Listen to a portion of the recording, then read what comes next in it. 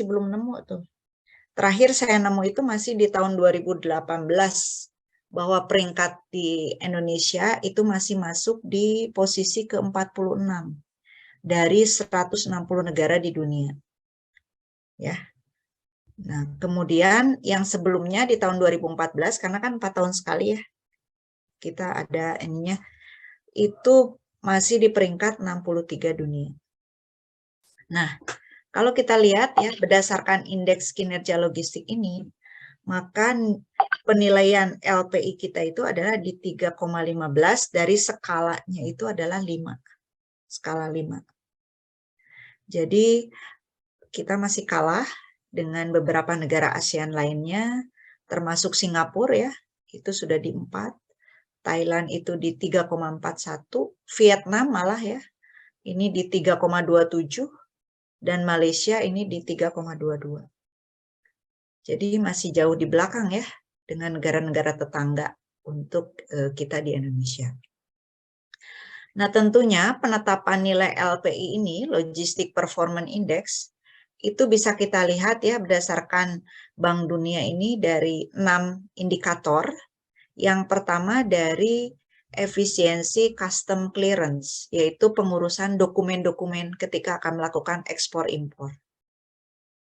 Maka ditetapkan bahwa kita masih sangat rumit ya, sehingga di sini nilainya itu masih kurang. Kemudian yang keduanya dari kualitas infrastruktur, tentunya prasarana ya, sarana dan prasarana, salah satunya jalan, pelabuhan, dan lain sebagainya ya. Ini juga masih kurang. Kemudian juga dari kemudahan dalam mengatur pengiriman, ya. Kemudian kualitas dan kompetensi layanan logistiknya. Di sini perusahaan-perusahaan logistik ya masih kurang.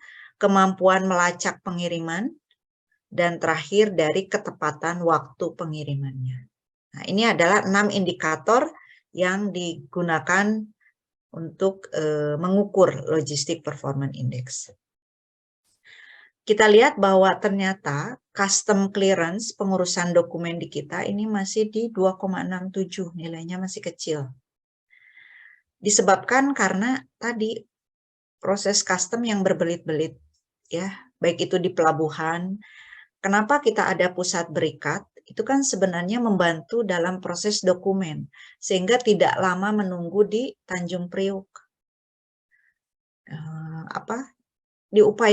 Tadinya diupayakan dengan adanya pusat berikat itu kan membantu. Jadi langsung proses pengiriman itu bisa cepat. Tapi ternyata ya masih masih berbelit-belit.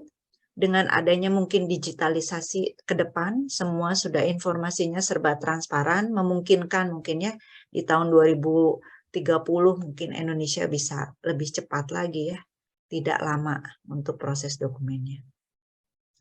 Nah, kemudian ya dibanding dengan dulu ya, dulu lebih parah lagi ya. Mungkin terkenal kalian juga dengan namanya pungli-pungli itu di daerah Bea Cukai itu. Itu mah udah terkenal banget sampai dosen saya bilang dulu si Prof itu 23 terowongan hantu katanya. Untuk memproses, untuk mengangkat barang saja itu minta teh botol itu satu botolnya 50.000 itu. Itu pengangkutan barang yang nggak bisa ini juga ya. Nah, ini yang sekarang ini sedang dipangkas semua. Kemudian yang kedua dari infrastruktur, di sini terutama dari transportasi rel kereta api, pelabuhan, dan jalan ya. Jadi kita masih ada di indeks 2,9 dari skala 5. Ya mau tidak mau ya, rel kereta api terkadang juga banyak yang mencuri gitu ya, besi-besinya dan lain sebagainya. Pelabuhan juga masih belum kapalnya ya, khususnya kemarin saya kunjungan tuh ya, coba melakukan kunjungan ke ASDP, ini untuk pelayaran antar pulau ya, ASDP. Itu ternyata untuk pengurusan perawatan kapalnya saja, spare part kapal, mereka itu masih masih sangat tidak terkoordinasi kalau menurut saya ya. Jadi saling menyalahkan gitu. Teknisi kapal atau bagian kapten ya. Kapten itu kan selalu ketika dia akan melakukan apa namanya perjalanan kan harus dipersiapkan tuh semua spare part, sehingga gudang juga kan ada di kapal ya, di bagian bawah itu ada gudangnya untuk spare part. Nah terkadang mereka itu harusnya bagian teknisi katanya sudah mempersiapkan kapan kapal-kapal ini harus melakukan maintenance, overhaul dan lain sebagainya, tapi ini tidak tidak terdistribusi dengan baik informasinya. Sehingga terkadang ketika kapal ini dibutuhkan, spare part tidak ada. Nah, ini kan memungkinkan bagaimana nanti dengan hanya mempunyai untuk penyeberangan kemarin itu apa namanya? Merak Bakauheni itu kan yang paling banyak tuh Merak Bakauheni. Mereka cuma punya kapal 3 yang beroperasi harus 24 jam bolak-balik. Itu luar biasa gitu ya, mobile sekali, spare part tidak ada, itu mengkhawatirkan lah saya lihat gitu ya. Nah, ini yang mesti kita betul-betul dipahami gitu ya. Bagaimana transportasi untuk pelabuhan, kapal khususnya ya, karena kan mereka punya dermaga dan kapal yang harus dirawat. Kemudian jalan banyak yang berlubang-lubang saat ini. Terasa nggak kalau kalian tuh saat ini tuh kapasitas mobil tuh makin macet di mana-mana? Itu kan terasa banget ya, terasa banget menurut saya tuh. Jadi padahal di negaranya sendiri yang membuat mobil gitu ya, di Jepangnya sendiri itu dibatasi kendaraan itu. Dan mereka ketika bepergian itu hanya menggunakan sepeda kemudian kereta api gitu. Sarana public transportation itu betul-betul mereka gunakan kereta api. Kalau kita satu rumah berapa keluarga itu bisa berapa mobil gitu ya. Sehingga mengakibatkan ya tadi karena pajak gitu ya, kalau di kita kan masih tidak terlalu ini ya, kalau di negara-negara Eropa itu kan sudah mahal sekali. Nah ini ya memungkinkan akhirnya jalan rusak dan semakin macet. Inilah kondisi kita saat ini sehingga ada di indeks 2,9 ya. Kemudian hal lainnya adalah karena kondisi geografis negara kita adalah negara kepulauan ya. Jadi kalau negara kepulauan itu ya punya darat, ya punya laut gitu ya, sulit untuk menyatukannya juga ya. Harus punya beberapa, ya itulah intra dan antar moda itu harus betul-betul dilakukan kalau di kita. Kalau di Eropa kan daratan gitu ya, luas ya. Kalau di kita ya inilah menjadi kendala kita dari kondisi geografis. Kemudian dari kemampuan dalam membiayai sarana dan prasarana juga ya, pembangunan dari PDB ini baru dikucurkan hanya 1/5 saja. Sehingga kalau kita lihat biaya logistik di Indonesia itu jauh menurun ya. Ini sekitar 24% dari PDB, sedangkan negara-negara lain itu biaya logistiknya sudah di bawah 10% ya. Di Eropa itu rata-rata di bawah 10%. Singapura dan Jepang ini sudah 8%. Nah, kita masih di 24% biaya logistik itu masih mahal ya. Oke. Nah, bagaimana upaya untuk memajukan logistik di Indonesia? Maka perlu fokus dalam sektor infrastruktur tentunya ya. Infrastruktur fisik yaitu pelabuhan, bandara, kereta api, pergudangan, dan sejenisnya. Kemudian yang perlu diperhatikan juga adalah pembangunan kualitas komoditas unggulan, kualitas sumber daya manusianya, kemudian aturan-aturan hukum dan perundang-undangannya. Ini juga mesti kembali dilihat kembali ya, karena berbagai kepentingan sih kita itu. Ada Menteri Perhubungan, ada Menteri Ekonomi, sementara Menteri Perhubungan pengennya dibatasi kendaraan, Menteri Ekonomi pengennya selalu banyak yang terjual karena nantinya masuk ya menjadi pendapatan negara. Nah, inilah yang terjadi di kita ya. Kemudian penyedia pelayanan logistik juga bagaimana kita mengusahakan untuk bisa bersaing ya. Kemudian teknologi informasi dan komunikasinya. Nah, ini adalah upaya-upaya untuk memajukan logistik di Indonesia.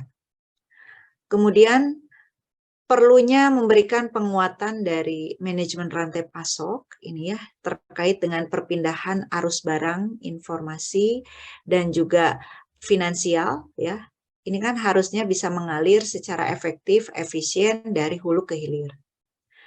Nah, di sini kita lihat bahwa proses yang terjadi tentunya dari pengadaan barang, penyimpanan, distribusi, transportasi, dan pelayanan pengantaran sejenis lainnya, itu bagaimana kita bisa menciptakan the right time, the right quantity, the right location ya.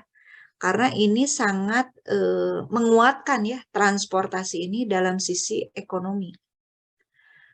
Sehingga perlu dibangun suatu sistem logistik yang nantinya itu bisa terintegrasi baik secara lokal maupun global.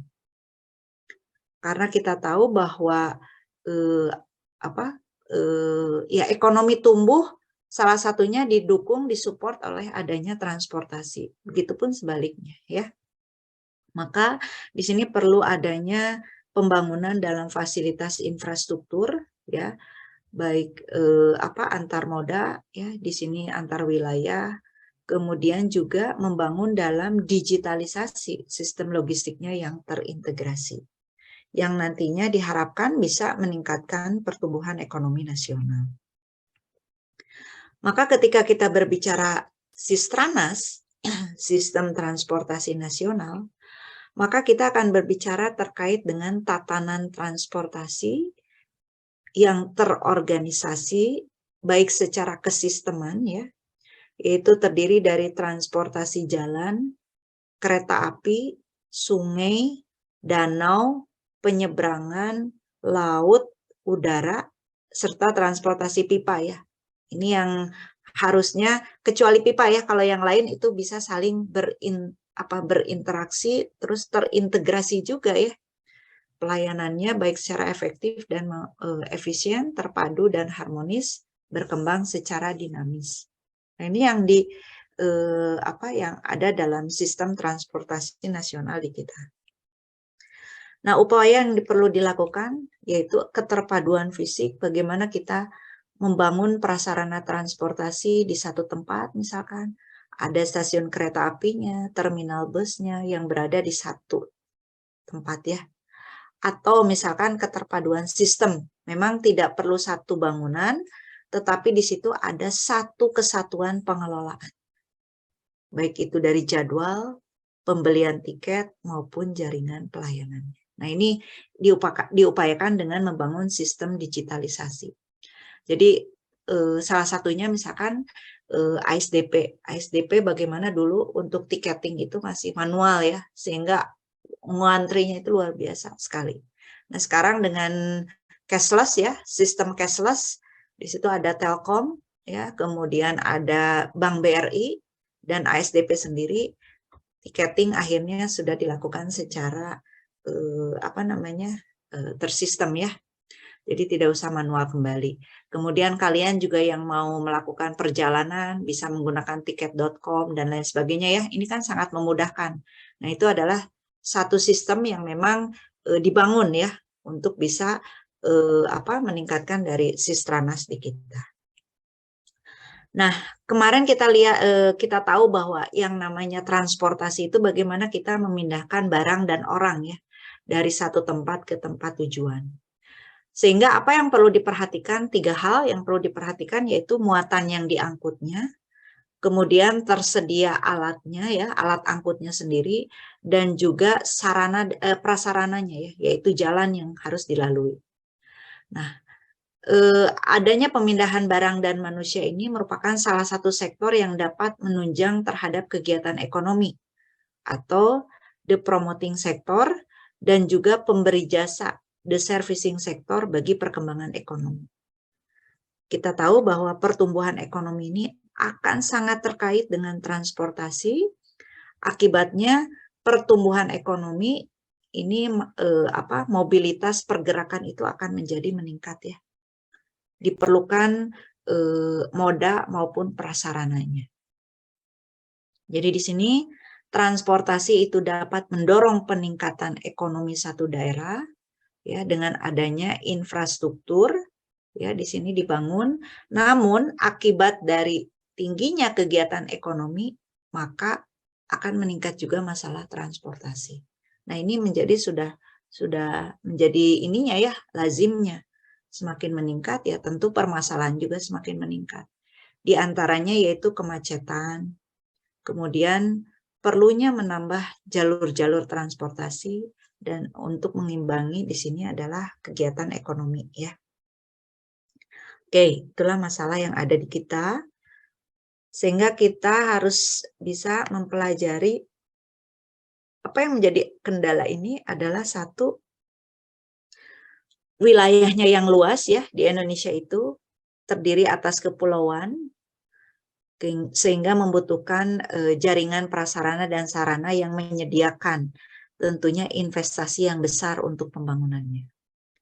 Kemudian masih kurangnya keterpaduan antar dan intramoda yang mengakibatkan di sini kurang mendukungnya pelayanan dari pintu ke pintu dan tingginya biaya transportasi. Karena nggak mungkin gitu kalau di kita mah langsung door to door ya. Pasti misalkan pengiriman walaupun antar wilayah, kita akan mengirim dari Bandung misalkan ke Kalimantan. Pasti melalui jalur laut gitu ya. Jadi ada intramoda yang terjadi di situ. Menggunakan dulu trucking, kemudian kapal, dari kapal ke trucking lagi baru sampai ya. Nah, inilah yang menyebabkan biaya transportasi di kita mahal. Kemudian adanya hambatan kelembagaan di sini ya yang dapat menghambat juga terkait dengan sistem transportasi antar moda yang terpadu, jaringan transportasi yang belum sepenuhnya sesuai dengan pola distribusi barang, belum tertatanya sistem pelayanan transportasi terpadu ya bagi wisatawan, terbatasnya kesempatan penggunaan teknologi, masih terbatasnya minat swasta untuk berperan dalam investasi di sektor transportasi, kemudian meningkatnya kecenderungan pemakaian mobil pribadi ya. Di sini kemudian persaingan yang kurang seimbang dalam usaha angkutan laut antara armada nasional dan kapal asing yang disewa. Kemudian kurang tersedianya sarana transportasi untuk ukuran kecil, khususnya untuk pengiriman ke daerah-daerah terpencil ya, Indonesia Timur. Nah, inilah yang menyebabkan biaya logistik kita masih mahal. Kenapa? Karena biaya pengirimannya itu dalam bentuk truknya penuh, sedangkan pulangnya dalam bentuk kosong. Nah, ini kan jadi biayanya itu harus dibayar 2 kali lipat. Ini yang menjadi permasalahan transportasi di kita itu kenapa mahal. Kemudian belum berkembangnya industri transportasi dalam negeri yang efisien dan berdaya saing kuat. Oke. Kemudian masalah pokok Sristranas juga untuk jalur darat ya, khususnya di sini belum efisien dan efektifnya untuk jalur-jalur yang dia tertinggal, terluar dan terdalam. 3T ya. Ini masih belum merata. Kemudian egoisnya pengemudi di jalan raya. Nah, ini juga ya. Kemudian keselamatannya juga masih diabaikan sehingga berpotensi untuk terjadinya kecelakaan. Kemudian angkutan massal yang belum merata ya. Dan juga menurut saya sih masih belum aman juga ya. Sehingga kenapa lebih safety ketika membawa kendaraan pribadi, karena kalau kita lihat ya public transportation di kita itu masih kurang aman gitu. Beberapa kali sering terjadi kalau saya tuh mengalami hal-hal yang buruk ya ketika menggunakan angkot, sehingga menjadi trauma gitu. Untuk yang yang antar kota gitu ya. Kalau memang jauh sih ya memang menggunakan kereta api ya. Di sini sudah aman lah. Kita lihat ya, mungkin perjalanan-perjalanan. Tapi kalau yang menggunakan bus ataupun menggunakan sarana angkutan umum itu yang masih tidak ini ya untuk kita khususnya negara kita ya, sehingga lebih nyaman menggunakan angkutan pribadi. Nah, ini yang mesti menjadi hal yang perlu nanti pemerintah itu bagaimana untuk mengatasi hal ini. Oke. Nah, ini jumlah permintaan akan jasa transportasi akan berkaitan juga dengan faktor-faktor permintaan jasa transportasinya. Jadi pertumbuhan penduduk yang membawa pengaruh akhirnya terhadap jumlah angkutan yang dibutuhkannya. Ya, tentu semakin besar jumlah penduduk, maka transportasinya akan besar pula ya. Ibu kota itu akan dipindahkan, itu kan ingin mengatasi kemacetan sebenarnya salah satunya ya di kita itu. dengan dipindahkan ke Kalimantan yang masih daerahnya masih serba mungkin masih ini ya. Jadi diharapkan di sana akhirnya berkembang gitu ya. Jadi Indonesia khususnya daerah Jawa ini tidak padat ini. Ini ya. Kemudian pembangunan wilayah dan daerah juga membutuhkan transportasi sebagai sarana dan prasarana penunjang untuk mencapai pemerataan pembangunan. Perdagangan ekspor impor juga tentu akan menentukan jasa angkutannya di sini ya. Kemudian industrialisasi juga akan berdampak terhadap jasa-jasa transportasinya juga yang diperlukannya. Jadi bagaimana perusahaan logistik di kita itu tumbuh?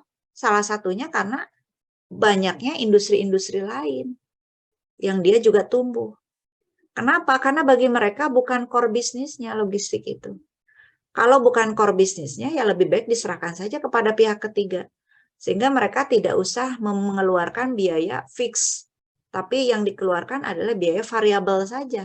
Berapa barang yang diangkut, berapa barang yang disimpan, itu yang diberikan gitu kepada pihak perusahaan-perusahaan transportasi. Maka seiring bertumbuhnya industri di kita ya dengan berbagai sektor, tumbuh juga perusahaan-perusahaan logistik. Itu yang terjadi ya. Kemudian transmigrasi dan penyebaran penduduk di sini. Jadi kalau dulu kan seperti yang dibuang ya transmigrasi itu. Tapi sekarang dengan banyaknya jasa-jasa angkutan, maka tidak merasa khawatir lagi untuk dilakukan transmigrasi itu. Karena mereka bisa berhubungan juga dengan keluarganya, masih bisa dengan banyaknya sarana angkutan dan lain sebagainya. Jadi tidak menjadi bumerang lagi ya seperti dulu. Kemudian dilihat juga dari analisis dan proyek akan permintaan jasa transportasi untuk perencanaan transportasi yang terarah. Nah, bagaimana sasaran Sistranas ini? Tentu sasarannya adalah ingin selamat, ya. Jadi kecelakaan lalu lintas itu menjadi rendah. Kemudian aksesibilitasnya menjadi tinggi. Ada beberapa yang batu bara tuh. Batu bara kan dia sekarang kerjasama tuh dengan PT KAI sehingga dari tambang itu bisa langsung dikirim tuh ke pabriknya. Nah ini salah satu hal untuk meningkatkan aksesibilitas dari transportasi ya, moda transportasi. Kemudian menciptakan sistem yang terpadu, kapasitas yang mencukupi, teratur, lancar dan cepat, mudah, tepat waktu, nyaman, efisien, tarifnya juga terjangkau, tertib, dan aman. Ini adalah sasaran dari Sistranas. Nah, fungsi Sistranas ini bisa sebagai penunjang dan juga pendorong. Yang dimaksud penunjang di sini adalah ship follow the trade, jadi bisa memenuhi kebutuhan transportasi, terutama di kawasan-kawasan yang padat, maupun dia pendorong ya. Pendorong di sini berarti dia bisa menghubungkan daerah-daerah yang terisolasi, kemudian terutama di kawasan yang jarang penduduknya yaitu di Indonesia Timur. Ini sebagai pendorong ya, kemudian sebagai penunjang juga di kawasan yang padat. Oke, baik. Nah, kebijakan pembangunan transportasi nasional di sini tentunya masih menemukan kendala, terutama kebijakannya ya, karena memang masih bersifat parsial. Kemudian akibat dari policy atau kebijakan yang dihasilkannya tadi parsial, maka akhirnya pembangunan infrastruktur masih tidak merata dan pengoperasiannya seperti berjalan sendiri-sendiri. Nah, ini yang menjadi hal yang perlu dipertimbangkan dalam pembangunan transportasi nasional. Nah, mungkin bagaimana sih kita bisa melihat gitu ya upaya untuk bisa melakukan tadi sistem transportasi nasional yang terpadu ini. Jadi pemerintah itu ingin mewujudkan jaringan yang merata dan terpadu khususnya di Indonesia itu di tahun 2023 ya. Tadi Ibu baca itu bahwa hal-hal yang dilakukan oleh pemerintah, diantaranya adalah untuk tahun 2030, maaf, 2030 ya, itu akan dilakukan pengembangan antar pulau dalam meningkatkan jumlah sarana dan frekuensi pelayanan antar pulau. Mau laut, antar pulau, baik laut maupun udara ya. Jadi jumlah pelabuhan singgah dan frekuensi pelayaran kargo domestik antar pulau ini akan ditingkatkan. Kemudian penyeberangan laut dan penerbangan ini juga menjadi misi penting ya bagi pemerintah dan terutama untuk wilayah di Indonesia yang lebih banyak kepulauan dan lautannya, sehingga bisa memudahkan konektivitasnya. Kemudian keterpaduan jaringan transportasi penyeberangan di sini ya. Jadi targetnya itu tidak hanya dalam negeri, namun juga diarahkan dapat menghubungkan. Misalkan di sini Pulau Sumatera, Malaysia, Singapura, Thailand, Sulawesi yang terhubung ke Filipina. Ini yang diupayakan. Kemudian keterpaduan jaringan transportasi laut juga ya di tahun 2030. Ini terwujudnya peningkatan jumlah kapal dan frekuensi pelayanan kapal antar pulau dan meningkatkan jumlah kapal dan trayek yang teratur serta penambahan kapasitas dan produktivitas pelabuhan utama. Kemudian upaya lainnya adalah untuk pemantapan fungsi bandar udara ya. 9 bandara sekunder. Di sini ada bandara primer. Primer itu berarti antar apa ya, wilayah ya. Kemudian sekunder. Sekunder itu regional di sini ya. Kalau primer itu nasional. Kemudian bandara sekunder akan dibangun 15 di sini dan 21 bandara pengumpul tersier. Ini pemerintah juga menerapkan kebijakan jangka panjang, yaitu 14 bandar udara sebagai hub kargo, bagian dari pengembangan bandara kargo. Ini yang diupayakan di tahun 2030 ya, untuk pembangunan Sistranas ya, yang dilakukan di Indonesia. Nah,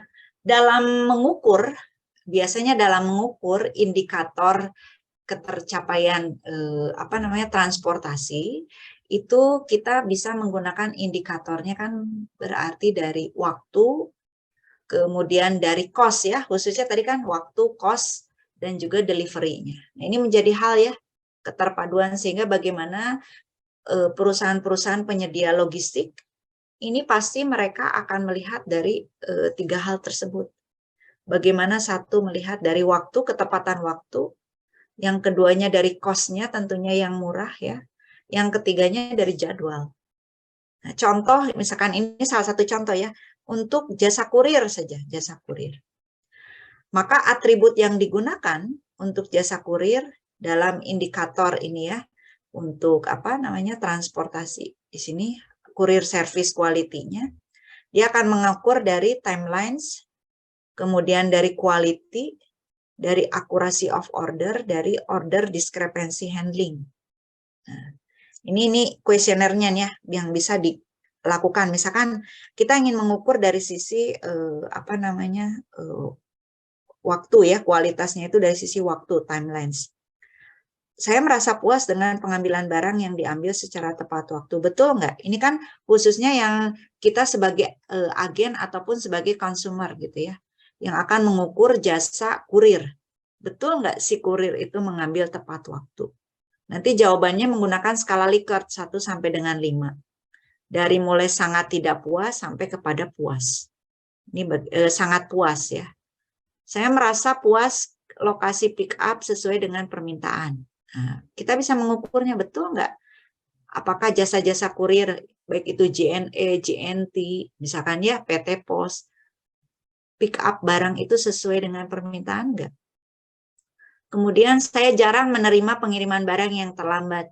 Betul nggak jasa-jasa kurir kita itu dalam mengirimkan barangnya itu tidak terlambat? Kemudian barang yang dikirimkan sesuai dengan waktu yang dijanjikan layanan jasa kurir, betul nggak? Nah, ini adalah kuesioner yang bisa kita ajukan ketika kita mengukur dari sisi waktu, yang merupakan tadi salah satu indikator dalam kurir service. Quality juga sama ya, accuracy of order dan order discrepancy. Nah, dari penelitian yang saya sudah buat, gitu ya, ternyata ketika kita melihat berbagai jasa kurir, di sini ada PT Pos, JNE, Si Cepat, Antar Aja, Ninja, dan lain sebagainya. Pada saat saya melakukan penelitian di 2021 dengan menggunakan MDS ya, multi dimensi scaling, untuk timelines itu masih di sini PT Pos yang unggul ya. Setelah kita mappingkan itu ternyata PT Pos, sedangkan untuk kualitinya itu adalah Ninja di sini ya, yang paling baik. Pada saat itu ya, pada saat 2021 ya, sekarang kan belum tahu ya, semakin banyak lagi jasa kurir. Kemudian accuracy of order-nya Antar Aja di sini yang paling baik. Sedangkan untuk order discrepancy handling-nya di sini PT Pos. Masih PT Pos. Nah, ini di tahun 2021, apakah ini modelnya bisa mengeneralisasi ataupun tidak, karena saya hanya melakukan penelitiannya juga di Bandung. Di Bandungnya juga di PT Pos, di Bandungnya juga di Bandung ini ya, tidak Kota Madya Bandung ya, tidak keseluruhan saya melakukan survei. Nah, mungkin saja ini belum bisa mengeneralisasi ya saat ini. Mungkin ke depan kalian akan melakukan lagi pemetaan, kira-kira jasa kurir yang paling baik itu di mana sih dengan melihat atribut-atribut ini ya. Oke, ini juga ada beberapa layanan atribut-atribut yang bisa digunakan ya untuk mengukur jasa dari kurir.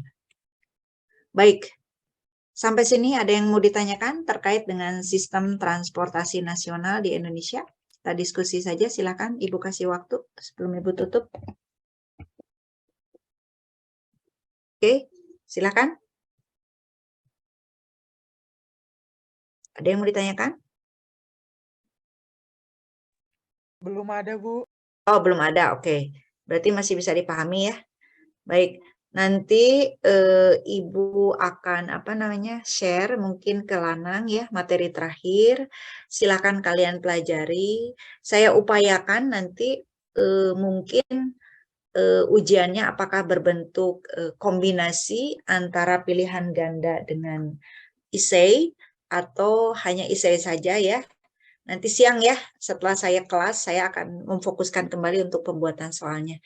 Jadi kisi-kisinya, materinya tentu keseluruhan materi akan ada ya, dari pertemuan 1 sampai dengan hari ini ya. Jadi silakan dipelajari saja, mudah-mudahan kalian nilainya bagus ya. Itu saja mungkin dari Ibu ya, pertemuan pagi ini. Ibu akhiri ya. Assalamualaikum warahmatullahi wabarakatuh. Waalaikumsalam warahmatullahi wabarakatuh.